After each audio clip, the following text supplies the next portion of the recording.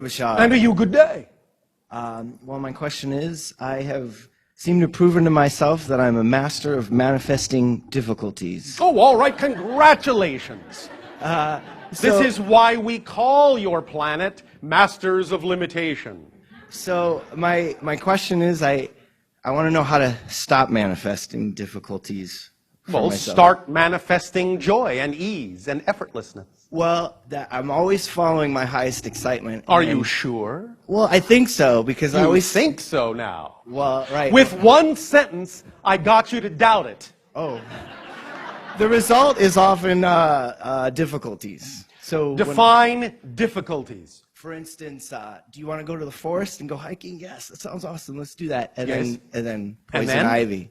And then what? Poison ivy, you know. So what? So what? So what? Well, why are you defining that as a negative? Well, because it debilitating, you know. And why are you defining that as a negative? How do you know that you didn't need to be debilitated at that moment so that you would pay attention to something that otherwise would have gone right past you? Well, How do you know? I don't know. Thank you. That's the point.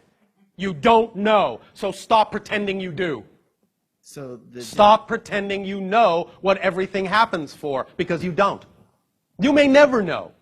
But you have to trust that whatever happens is happening to teach you something in a positive way or to serve you in a positive way. If you don't go in with that attitude, you will only get a negative result. If you define something as not belonging, if you define it automatically as negative, you will only get a debilitating result. You will not understand what the debilitation might be for. To use your kinds of examples, let's say you wish to get somewhere on your planet and you need to drive one of your automobiles and you become what you humans call stuck in a traffic jam. So what? Most of you need to learn the power of the two-word meditation. So what?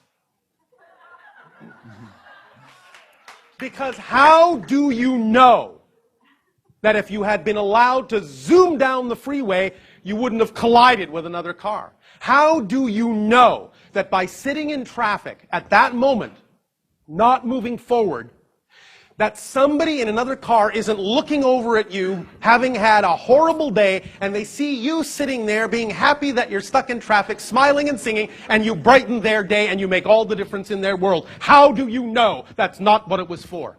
You don't. So stop trying to know what everything is for, and you'll have a much happier life. So just There is ride a the storm. bumper sticker on your planet that sums it all up. Ever since I gave up hope, I feel much better.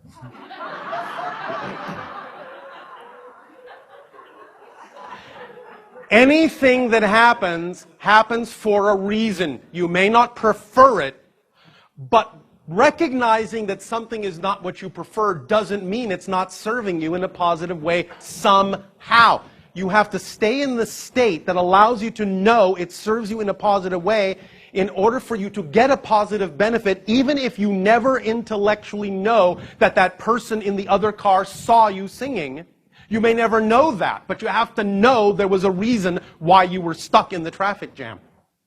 You have to know there's a reason why when you walked into the forest, you got poison ivy. Now, yes, it can be as simple a lesson as, watch where you're going, dummy. But it's still a lesson, and it still serves you in a positive way, because next time, you'll avoid it. So you have to look at it from a positive point of view, because if you don't, you will only repeat the negative cycle over and over and over and over and over and over and over, because that's all you're seeing, because you haven't let go of the idea that it served you in a positive way. So you're the one focusing on the negative energy that keeps you locked into negative experiences, into negative reflections. Of course. Wow, thank you. Does that make sense to you? Oh, the immense sense. Thank you. Immense sense. Yes.